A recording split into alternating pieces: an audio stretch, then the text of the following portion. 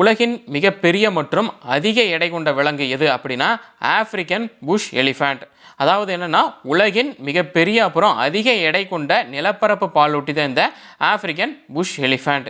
இந்த African push elephant வந்து பார்த்தீங்கன்னா ஆப்பிரிக்கன் எலிஃபண்ட்டை விட ரொம்பவும் வந்து பார்த்தீங்கன்னா ஜெய்ஜாண்டிக்காக பெருசாக இருக்கும். இந்த எலிஃபண்ட்ஸ் எந்த இடத்துல வாழுது அப்படின்னா ஆப்பிரிக்காவுடைய சப் சஹாராவுடைய சவன்னாக்கள், புல்வெளிகள், அப்புறம் பாலைவனங்களில் தான் இந்த ஆப்பிரிக்கன் புஷ் எலிஃபண்ட்ஸ் வந்து பார்த்தீங்கன்னா வாழுது. இந்த எலிஃபண்ட்ஸ் வந்து ஆப்பிரிக்கன் எலிஃபண்ட்ஸை விடவும் வந்து பெருசு அப்படின்னு சொல்கிறோம். ஆனால் நம்ம ஆசியாவுடைய யானைகள் இருக்கும் பார்த்தீங்களா, அந்த யானைகளை கம்பேர் பண்ணும்போது ஆப்பிரிக்கன் யானைகளே வந்து பார்த்தீங்கன்னா பெருசாக இருக்கும். அந்த ஆப்பிரிக்கன் யானைகளை விட இந்த ஆப்பிரிக்கன் புஷ் எலிஃபண்ட்ஸ் வந்து பார்த்தீங்கன்னா ரொம்பவும் பெருசாக இருக்குது அப்படின்னு சொல்லப்படுது.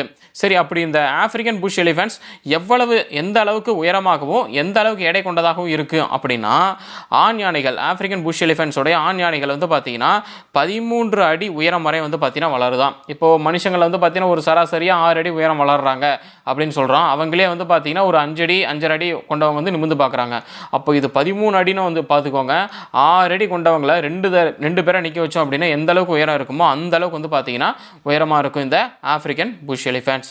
சரி, இதனுடைய உடல் எடை எவ்வளோ இருக்குன்னு பாருங்கள். ஆப்பிரிக்கன் புஷ் எலிஃபண்ட்ஸோடைய உடல் எடை வந்து பார்த்தீங்கன்னா 6 டன்னுக்கும் அதிகமான எடையோட இருக்குமா இந்த ஆப்பிரிக்கன் புஷ் எலிஃபண்ட்ஸ். அப்போ 6 டன்னுக்கும் அதிகம்னா கிட்டத்தட்ட 6 to 7 டன்னே வச்சுக்கலாம். அப்போது ஒரு டன் = 1000 கிலோ. அப்போது 6 டன்னா 6000 to 7000 கிலோ அளவுக்கு வந்து பார்த்தீங்கன்னா எடை கொண்டதாக இருக்குமா இந்த ஆப்பிரிக்கன் புஷ் எலிஃபண்ட்ஸ். ஸோ இது வந்து பார்த்தீங்கன்னா இந்த ஆப்பிரிக்கன் புஷ் எலிஃபண்ட்ஸோடைய எடை. அடுத்தது இதனுடைய உணவு எப்படின்னு பார்க்கலாம். சரிங்களா? ஸோ நம்ம எலிஃபண்ட்ஸ்லாம் வந்து பார்த்தீங்கன்னா தாவரங்கள், இலை கொடிகள் சாப்பிடும். ஸோ இதுவும் அப்படி தான். இந்த ஆப்பிரிக்கன் புஷ் எலிஃபண்ட்ஸும் வந்து பார்த்தீங்கன்னா ஒரு தாவர உண்ணிகள் தான். ஆனால் எவ்வளவு சாப்பிடும் அப்படின்னா ஒரு நாளைக்கு 150 கிலோகிராம் வரைக்கும் வந்து பார்த்தீங்கன்னா தாவரங்களை வந்து உண்ணுமா. 150 கிலோகிராம் வரைக்கும் வந்து பார்த்தீங்கன்னா உண்ணும். அப்போனா என்ன, 150 கிலோ எவ்வளோன்னு பார்த்துக்கோங்க. அப்புறம் தண்ணி எவ்வளோ குடிக்கும் அப்படின்னா ஒரு நாளைக்கு 180 to 230 லிட்டர் தண்ணி வரைக்கும் வந்து பார்த்தீங்கன்னா இந்த ஆப்பிரிக்கன் புஷ் எலிஃபண்ட்ஸ் வந்து குடிக்குமா.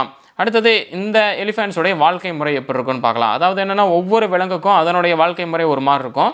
இந்த ஆப்பிரிக்கன் புஷ் எலிஃபண்ட்ஸோடைய வாழ்க்கை முறை எப்படி இருக்குது அப்படின்னா, பெண் யானைகள் தங்கள் குட்டிகளோட வந்து பார்த்தீங்கன்னா குழுக்களாக வாழும். இங்கேயும் வந்து பார்த்தீங்கன்னா நம்மளுடைய ஏஷியன் எலிஃபண்ட்ஸ் இருப்பாங்க இல்லைங்களா, ஸோ எங்கே போனாலும் அந்த எலிஃபண்ட்ஸ் வந்து வழி நடத்திக்கிட்டு போகிறது வந்து பார்த்தீங்கன்னா ஒரு பெண் யானையாக தான் வந்து பார்த்தீங்கன்னா இருக்கும். பெண் யானை தான் என்றைக்குமே மற்ற எலிஃபண்ட்ஸ் வந்து பார்த்தீங்கன்னா வழி நடத்திக்கிட்டு போயிட்டுருக்கும். ஸோ இங்கேயும் வந்து பெண் யானைகள் தங்கள் குட்டிகளோட வந்து பார்த்தீங்கன்னா குழுக்களாக வாழுது.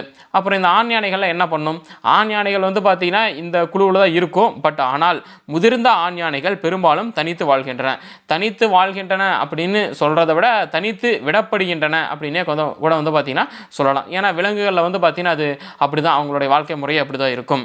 அப்புறம் இந்த ஆப்பிரிக்கன் புஷ் எலிஃபண்ட்ஸோடைய தந்தங்கள் எப்படி இருக்குன்னு பார்க்கலாம். நம்ம ஆசியாவில் வந்து பார்த்தீங்கன்னா யானைகளுக்கு வந்து ஆண் யானைகளுக்கு தான் தந்தம் இருக்கும், பெண் யானைகளுக்கு வந்து பார்த்தீங்கன்னா தந்தம் இருக்காது. நம்ம பார்த்த உடனே வந்து பார்த்தீங்கன்னா அது ஆண் யானை, இது பெண் யானை அப்படின்னு வந்து டக்குன்னு கண்டுபிடிச்சிருவோம். ஆனால் இந்த ஆப்பிரிக்கன் புஷ் எலிஃபண்ட்ஸ் இருக்குது பார்த்தீங்களா, இதில் ஆண் பெண் 2 யானைகளுக்குமே வந்து பார்த்தீங்கன்னா தந்தங்கள் இருக்குன்னு சொல்கிறாங்க. இந்த தந்தங்கள் எதற்காக வந்து பயன்படுது அப்படின்னா, இந்த தந்தங்கள் மரங்களை சாய்க்கவும் நிலத்தை வந்து தோண்டவும் வந்து பார்த்தீங்கன்னா இந்த ஆப்பிரிக்கன் புஷ் எலிஃபண்ட்ஸுக்கு வந்து உதவிகரமாக இருக்குது. சரி, பாதுகாப்பு நிலைன்னா என்னென்ன அர்த்தம்னா, இந்த எலிஃபண்ட்ஸோடைய இனம் வளர்ந்து வருதா இல்லை அழிஞ்சிக்கிட்டு வருதா அப்படின்னு வந்து பார்க்க போகிறோம். இந்த எலிஃபண்ட்ஸ் வந்து பார்த்தீங்கன்னா தந்த வேட்டை அப்புறம் வாழ்விட இழப்பு காரணமாக வந்து பார்த்தீங்கன்னா சிவப்பு பட்டியலில் அழியும் நிலையில் இருக்கிற உயிரினங்களில் வகைப்படுத்தப்பட்டிருக்கு. அதாவது என்னென்னா இவங்க வந்து தந்த வேட்டை, ஸோ வேட்டையாடுறது இந்த மாதிரியான விஷயங்கள் ரொம்பவும் கோவப்படக்கூடிய அந்த ஒரு விலங்காக இருக்கும் போல இருக்குது. இந்த ஆப்பிரிக்கன் புஷ் எலிஃபண்ட்ஸ் அப்படின்னா ரொம்பவும் கோவப்பட்டு சண்டை போடுது. அப்போது சண்டை போட அந்த ஏத்தாப்பில் சண்டை போட்டுச்சு இல்லையா, அந்த உயிரினம் சும்மா இருக்குமா, அதுவும் திருப்பி சண்டைக்கு வரும். ஸோ இதனால் வந்து பார்த்தீங்கன்னா வாழ்விட இழப்பு ஏற்படுது.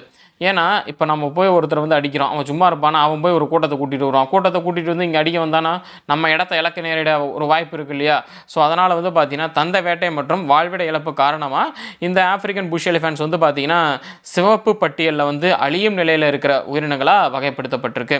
சரி, அப்புறம் இந்த ஆப்பிரிக்கன் புஷ் எலிஃபண்ட்ஸ் வந்து பார்த்திங்கன்னா எங்கெங்கே வாழுது, இதனுடைய வாழ்விடம் என்ன அப்படின்னா, ஆப்பிரிக்காவுடைய 37 நாடுகள் முழுவதும், குறிப்பாக கிழக்கு மற்றும் தெற்கு ஆப்பிரிக்காவில் திறந்த சவான்னாக்கள் அப்புறம் புல்வெளிகளில் இந்த ஆப்பிரிக்கன் புஷ் எலிஃபண்ட்ஸ் வந்து பார்த்தீங்கன்னா காணப்படுறதா சொல்லப்படுது. ஸோ இதுதான் வந்து பார்த்தீங்கன்னா இந்த ஆப்பிரிக்கன் புஷ் எலிஃபண்ட் தான் உலகின் மிகப்பெரிய அப்புறம் அதிக எடை கொண்ட விலங்காக கருதப்படுது.